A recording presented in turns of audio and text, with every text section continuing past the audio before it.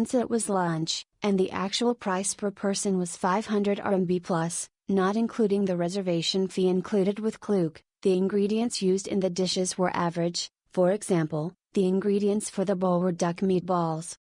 What I liked most about this visit was the girl who greeted us.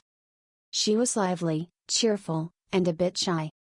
When you encountered something you didn't understand, she would actively use a mobile phone translator to look it up and explain it.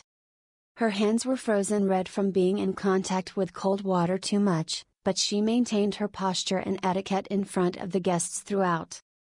Really, you basically can't see such a lovely girl in mainland China. I'll come again next time for her. I recommend tourists eat Kaiseki at noon, firstly because it will be much more expensive at night and you may encounter noisy guests who are drinking and having fun, secondly because eating too much at night is not easy to digest, and thirdly because you can't see the courtyard scenery clearly at night when it's dark.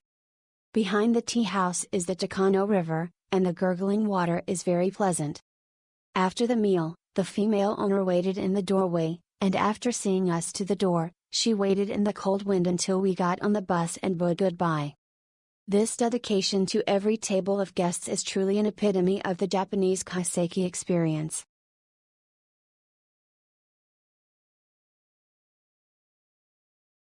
"20 minutes by taxi from the Gion area, we loved this experience of dining beside the river in a private room.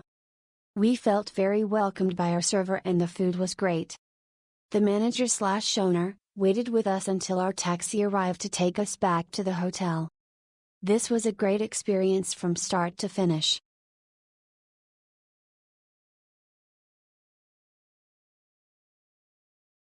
Early in the morning, take a bus to Kawaramachi Station, in Kyoto, then take a half-hour bus to Heihachidiya Station, to taste traditional Kaiseki cuisine at Yamabana Heihachidiya Tea House, which was founded in the Tensho period and has a history of 440 years. This time-honored restaurant has a Japanese-style courtyard covering an area of 600 square meters and is antique. The dining area is an independent box with a bathroom. It is spacious and quiet. There is a terrace with a river view, which is quite good. Even desserts were served 9 times. The meals were exquisite and tasted quite good.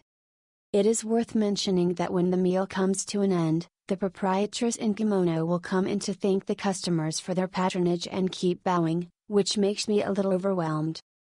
Booked through Klook, the Kaiseki lunch costs 540 Hong Kong dollars, approximately 10,000 yen, but the price is very reasonable for dining in a place like this, and can even be said to be great value for money. Enjoy Kaiseki cuisine in a Japanese independent house with a period feel. The overall service attitude is warm, the food is excellent, and the experience is very unique. Although the location is a bit out of the way, this place is really worth a visit. For transportation, just follow the directions on Google Maps and take the bus. If possible, it would be better to drive by yourself. There is a parking lot nearby.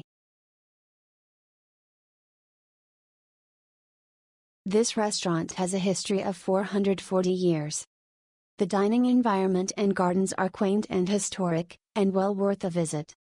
The eel rice bowl has a whole eel on top of rice, which is rich and delicious. The staff's service was really polite and friendly, leaving us with unforgettable memories.